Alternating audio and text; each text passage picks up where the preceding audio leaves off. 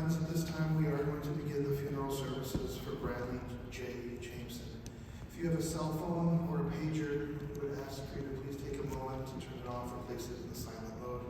And officiating today's services will be Rabbi Michael Schwab and Rabbi Alex Freedman. And we also welcome those of you who are joining us online. Thank you.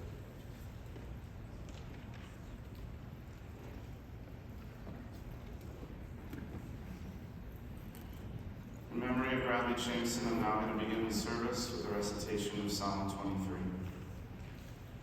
Mizmor Debi, Adonai Ro'asa, V'nodeh She'er B'tzeni, Amei Menuchot Tinahaleini, Nafshi Yeshovev, Yanchenu Ma'alei Tzedek L'man Shemo, Gam Ki Elef Begei Tzalmavet, Lo Yorah Ki Atay Modi, Shiftecha Mishantecha Hema, Yenachamuni, Taroch Lefanei Shulchan Neged Tzorai, Dishanta Hashem Roshi Kosir Vayah, Ach Tov HaChesed Yunifuni Kol Yemei Chayai, V'shavti B'beit Adonai Le'orech Yamim. If you'll kindly open your service folder, and the inside, it's labeled 23rd Psalm. If you'd like to read it in English with me, please join me. The Lord is my shepherd, I shall not want. He maketh me to lie down in green pastures. He leadeth me beside the still waters. He restoreth my soul. He leadeth me in the paths of righteousness for his name's sake. Yea, though I walk through the valley of the shadow of death, I will fear no evil, for thou art with me. Thy rod and thy staff, they comfort me. Thou preparest a table before me in the presence of mine enemies. Thou anointest my head with oil, my cup runneth over. Surely goodness and mercy shall follow me all the days of my life, and I shall dwell in the house of the Lord forever. Rabbi Freedman will now read a psalm in memory of Brad as well. The 15th Psalm, Mizmor Debi, Adonai, mi agor bo'orecha, mi yishkon be'ar kodshecha, holech tamim ofo el tzedek, v'dover emet b'lvavo, lo gadal al lashano, lo asa le'yorah, v'chepa lo nasa al kiravo, nimseh be'inav nim'as, ve'et Adonai yeraved, nishpa laharav v'lo yamir, chashper lo nacham b'neshech, v'shorchad anaki lo lakach, ose ele lo yimot le'olam. A Psalm of David. Do we deserve to enter God's sanctuary? Can we merit a place in the presence of God? Live with integrity. Do what is right. Speak the truth without deceit. Have no slander upon your tongue. Do no evil to others. Do not mistreat your neighbor. Spurn a contemptible person, but honor those who revere Adonai. Never retract a promise once made, though it may bring you harm. Lend no money at unfair rates. Accept no bribe against the innocent. Make these deeds your own. Then shall you stand firm forever. Amen.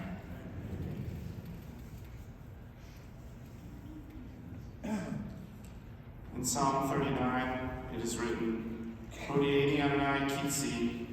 Tell us, Adonai, what our term is. Tell us the measure of our days. Were we to know, we would certainly know how fleeting, unfortunately, life can be. You have made our life just handbreadths long. Its span is nothing in your sight. Amassing treasure, not knowing who will gather it in. What then can we depend on, O God? We must depend on you. In you lies our hope. As the great philosopher Ben Sira said, let us not seek to understand what is too difficult for us, nor search for what is hidden, nor be preoccupied with what is beyond, for we have been shown more than we can ever comprehend, and that is certainly true today.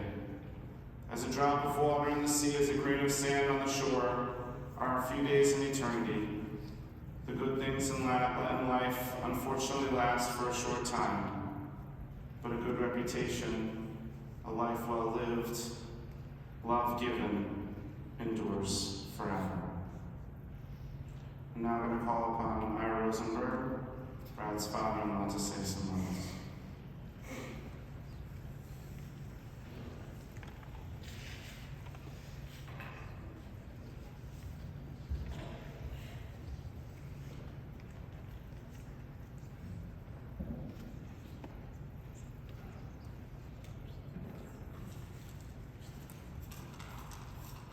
I am Ira Rosenberg, and I am Brad's father-in-law and loved one. Back sometime in 2009, Brad calls me, and he asks me to lunch. Do you know what that means when your daughter's boyfriend calls you and asks you to lunch? So we pick a day and a time. Brad asks if I have any suggestions where to go. God, it made him so happy. I said, how about La Casa d'Isaac? He was ecstatic. He said, I haven't been there, I've been dying to go there, let's go. So we did. Lunchtime was about up, and he hadn't asked me yet. It was about time to get back to work. We talked about everything. I was about to do let's get it on thing when he asked. It was not in my makeup to simply say yes. I just don't roll that way. I made him sweat for a few minutes. It was great. I won't get into the whole story, but I told him why, from the time he was a teenager, he always impressed us. But that I would never have made this decision by myself. And that Debi and I say absolutely yes. In July of 2010, in my toast at the wedding, I said as Amy's father, I knew one thing, that Amy would marry an extraordinary guy. A man of warmth and patience and love and understanding. And that Amy had found it all right there in Brad. The years showed us that we were absolutely right in our feelings about Brad. What a guy. He was an absolute pleasure to be around, and they made a great couple. He blended into the Rosenberg Lavin family effortlessly, and I'd love to give a special shout out to Debi, because she had an incredible relationship with Brad. They really loved each other.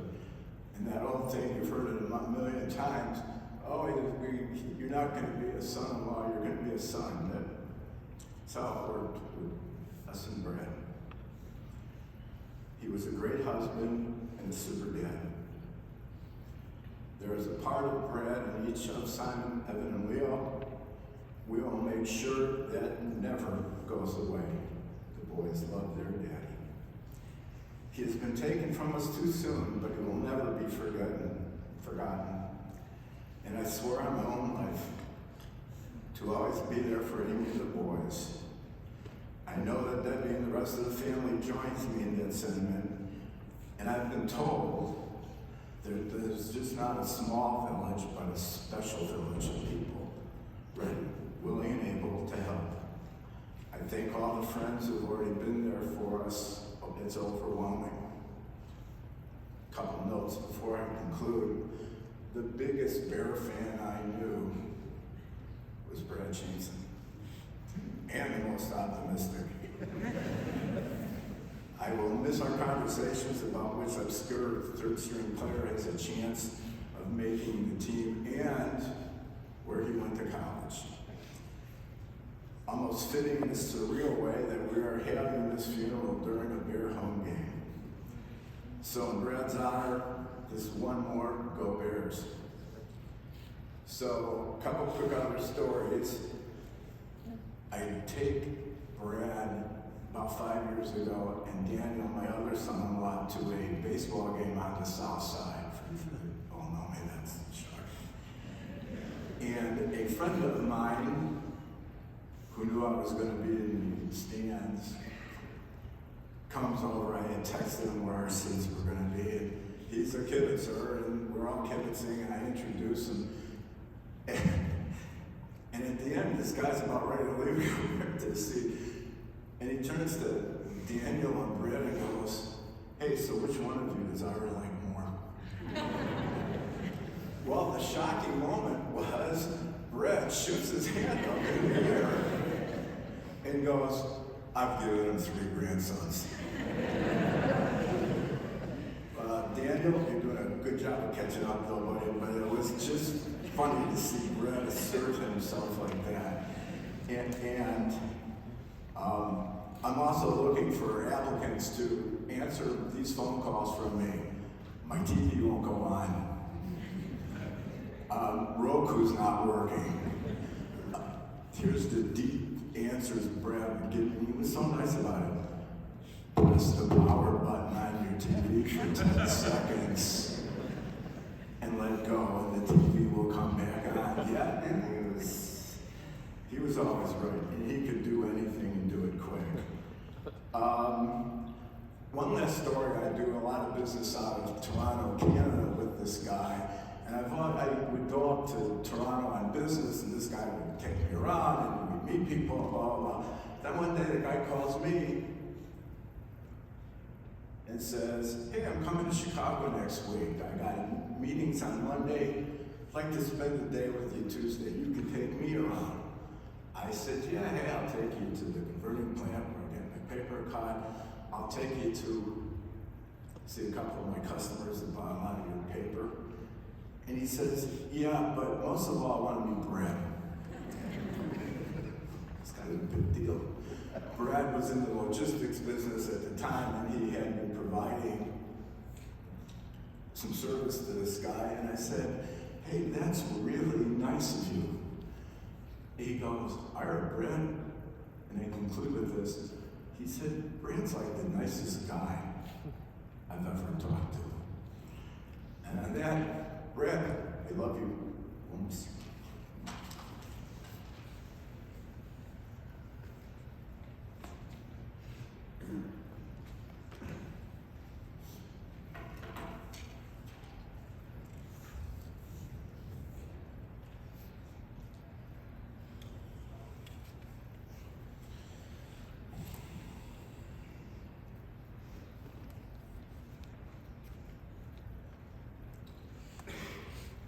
In the face of such a deep, heart-rending tragedy, such as we face today, what can truly be said?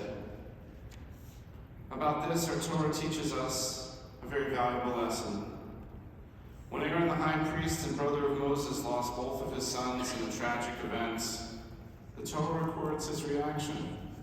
It says, Vayidom Aharon, and Aaron was silent. On the one hand, as Aaron modeled, there is nothing to be said. What I mean is, there's nothing we can say to make this better. There's nothing we can say to justify this loss. There's nothing we can say to help us comprehend it. This is a tragedy of tragedies. We have lost a fabulous young father of 3 beautiful boys, an amazing husband, a loving son, a devoted brother, and a wonderful relative and friend to all. Vayidom Aharon, we have no words in the face of such a tragedy. So instead of words to try to explain or rationalize what can't be explained, we turn to one another for hugs, for support, for solace, for companionship, and for comfort. On the other hand, our hearts are broken, and our sadness is profound, and it simply cannot be contained. We must speak. We must cry out. We speak to honor Brad's memory, to reflect on the wonderful man he was and the life of love and caring he lived. We speak to express our grief. We speak to express our sadness. And we speak to offer what comfort and love we can to his family and to his friends. To Brad's family and friends, while we cannot take away your pain, though we wish we truly could, We can pledge to walk with you through this valley of the shadow of death, to accompany you, to be with you, and to love you, even as you continue to experience this nightmare. To the whole family, I extend my deepest condolences, the condolences of Brian and Rabbi Kurtz from Israel, and those of our entire Synagogue community. Of course, to Brad's ever-loving wife, Amy, to his beyond cherished children, Simon, Leo, and Evan, to his beloved parents, JoAnn and Shauna, as well as Fred and Lila, to his dear siblings, Daniel and Lara, as well as Eddie and Elana, to his treasured in-laws, Lara and Debi, as well as Shauna and Daniel, and to all of his loving family and friends. My hope is that the words we speak, the music that you will soon hear, and the prayers we share all provide some measure of comfort at a very difficult time. You heard a bit from Ira, but I'm going to share a few personal words, and more importantly than my words, reflections from the rest of his loving family. Brad's mother and his father, as well as many other family members, all reflected to me that Brad was the most adorable, sweet, and cute baby and young boy. It's no surprise, because he was adorable and sweet and cute, even in adulthood. He was the youngest cousin, and everyone in the family absolutely loved him. They said he was practically born with a twinkle in his eye. He also, I was told, had this beautiful, wavy, curly hair. By the time I met him, I didn't see that. And even auditioned for some kid commercials as a child. Danny shared that he was a great little brother, and that they rarely fought, and that all of his friends adored Brad too. He recalled that he was standing on the landing the moment his parents walked in with Brad from the hospital, and they announced, "You have a baby brother." And he remembers being so excited and felt so blessed to have Brad in his life for the years he was able to be with us. The family recalls that as a young boy, he loved sharks and airplanes, and he knew absolutely everything, more than a little kid should, about both. And one of his favorite places to visit was always the aquarium, a place to which he delighted in taking his family when he became a father as well. It was a little later in life that he became enamored with sports, playing Little League and then high school football. Danny recalled a Little League game when another kid hit a fly ball, and Brad, perhaps to his own surprise, caught it, and the whole team went nuts. He remembers Brad's smile that day and how happy he was. It's a great memory, and it's always nice to remember Brad smiling. The family also recalled the varsity football games where he competed against guys 100 pounds bigger than him. He was always competitive, he always found ways to contribute, and he loved the game. They recall a particular day that he caught a 25-yard pass on a critical third down to help keep the drive alive. He was so proud of that moment. It was a standout memory. Professionally, as most of you know, Brad fell in love with journalism, and he became a really talented TV journalist who worked for many years in the industry. He did a lot of fun pieces and interviews, which anyone can still look up on YouTube. At Lambeau, at UW, in costume on Halloween, interviewing politicians, doing pieces on crime and the police. As the industry changed and what was being asked of journalists to do, including social media, he decided it was time to move on. But for many years, this was his great passion. He was very good at it, and a lot of people saw his journalism. But what he was most passionate about in the world was his family. JoAnn shared that he was the sweetest, kindest person always. Always helping, always concerned about everybody else except himself. He was talented at things. He was hardworking. From a young age, he loved to build things and was great at it, starting with Legos. Apparently, it went to helping Ira with his TV. But as an adult, he was incredibly handy and could fix just about anything, always willing to do for others whatever was needed. Throughout his life, he had friends that cared about him and who knew what an amazing friend he was. JoAnn also said that from a young age, it was clear that he was a very straight-laced guy, and he always wanted to follow the rules. Those of you who know him know that this is true. I love the story John told that when he passed his driver's test and he was taking him to the DMV to get his license, they realized they forgot a social security card, which was on the list of required items. John said, let's just go. We'll figure it out. Let's get you your license. And Brad said, no, it's not. It's on the list and we don't have it. And you don't fool around with the Secretary of State. So they turned around and they found another day.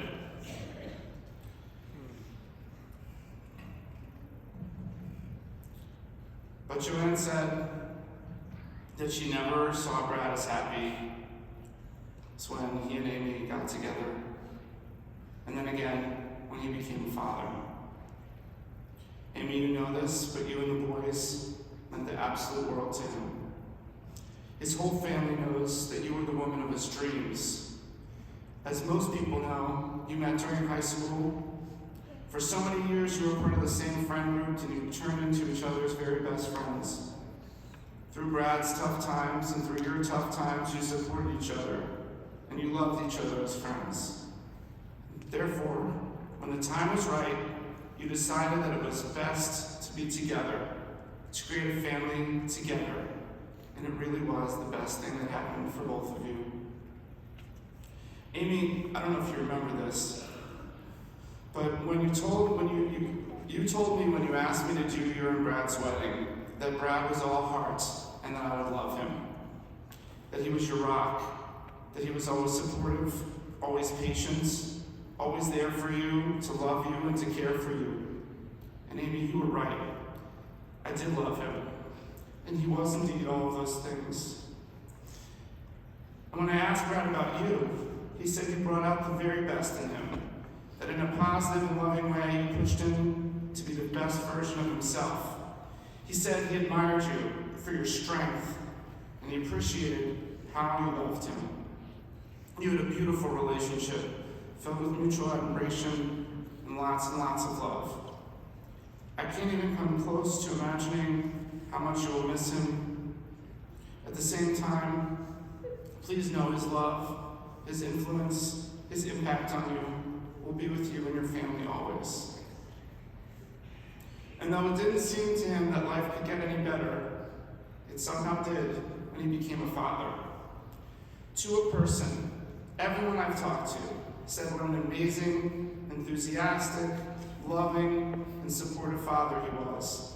He loved his boys like crazy and was 100% involved as a dad, partnering with Amy on everything in the household. And the boys, rightly so, worshiped the ground he walked on. I'm a little bit comforted and so happy that you got that amazing trip to Disney World. Such great family memories of family fun.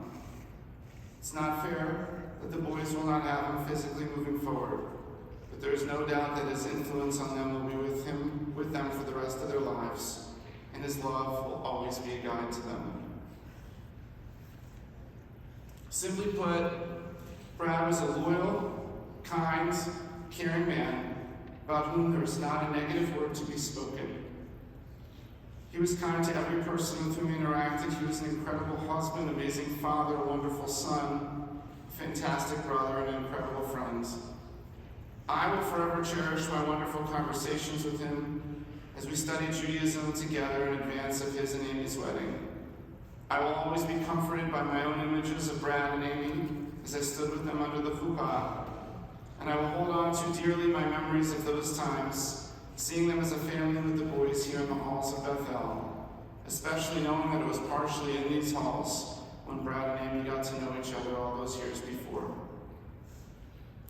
Brad, in life, you were surrounded by family and friends who thought the world of you. In the hospital, you were again surrounded by loved ones, including a group of friends that called in to express their love for you together. And today, we all came together here to tell you again how much we love you, how much we respect who you were in life, and to admire the kind of life you chose to live.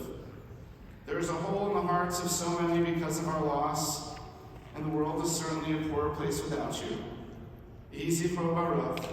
May the memory of Bradley Chaimson, Baruch, and Avram Hasara always be for a blessing, and let everyone say, Amen. Amen.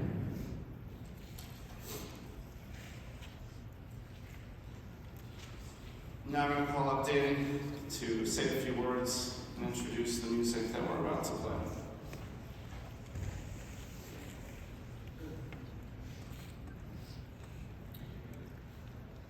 Brad was quite simply the nicest person you'd ever want to meet. He took pride in always doing the right thing. He was someone who was always there for you. He was the best father and husband I've ever seen. The kind that makes all the rest of us look terrible to our wives. It just came so natural to him.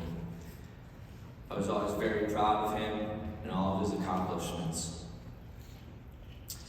I sat down to write a speech, and instead, yesterday I picked up a guitar, which I probably hadn't done in a while, and this riff was the first thing that I played, so I followed it where it needed to go, and ended up writing the song. Maybe Brad helped me find it. I think he would have liked it. We both like the sappy, tug at your heartstrings kind of songs, which this is one. I'm sorry in advance if I make people cry for them. But this one's simply about how very fortunate all of us who had the chance to know Brad were, and how much we're all gonna miss him.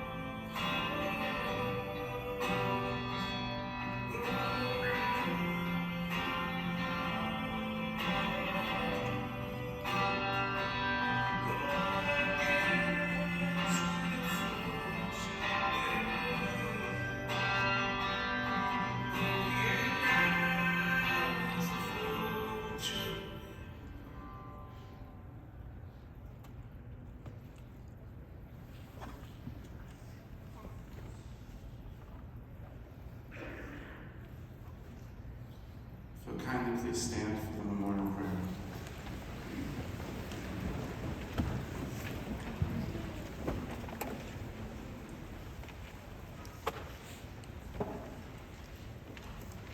Lara Chamim, Shochem Baronim. נמצא מנוחה נכונה, תחת כנפי השכינה, במעלות קדושים וטהורים, כזוהר הרקיע מסירים את נשמת ברוך בן אברהם ושרה שלח לנו, וגדלתם מנוחתו. אנא בעל הרחמים, הסתירה בסתר כנפיך לעולמים, וצרור בצרור החיים את נשמתו. אדוני נחלתו, ינוח בשלום על משכבו, ונאמר אמן. Exalted, compassionate God, grant infinite rest in your sheltering presence among the holy and the pure, to Baruch ben Abraham Masara, Bradley Chaimson, who has gone to his eternal home. Merciful One, we ask that our loved one find perfect peace in your eternal embrace. May his soul be bound up in the bond of everlasting life. May he rest in peace. And let us say, Amen. Please be seated.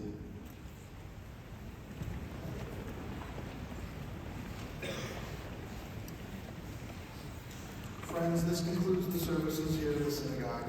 The interment and burial services will continue at Westlawn Cemetery in Norwich.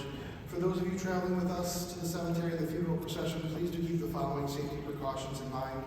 Please make sure that your bright headlights and your four-way hazard flashes are on.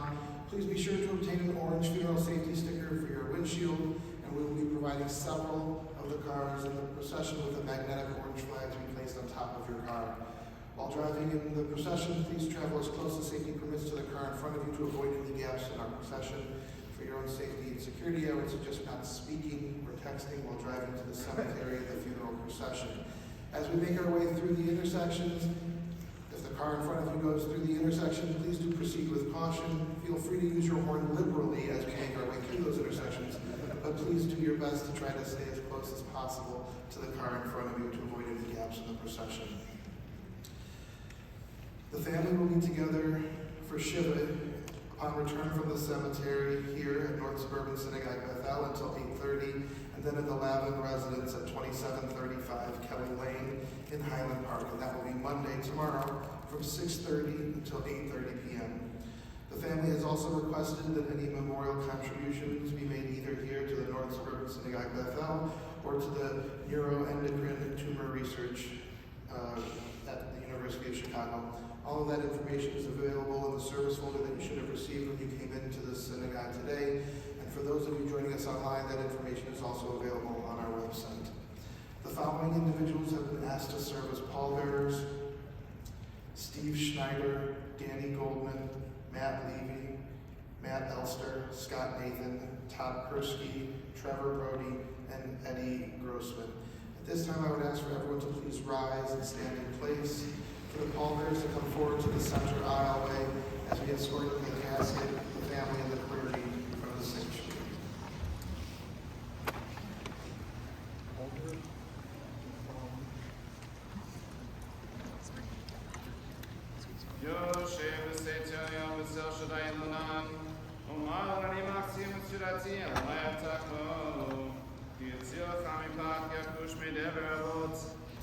Toya Sabak, Taka Knapa, Sina Soperama Mito, Lotira Mipaka, Lila Mifetu Filmam, Mideva Bova Yalok, Miketa Yashu Toraim, Ipol Mitstafa Elef, Urava Minefa Elef, Halo Yigash, Rakbenefa Tabit Bishumat Rashim Tire, Kiatara Masio Yon Sam Tamunecha.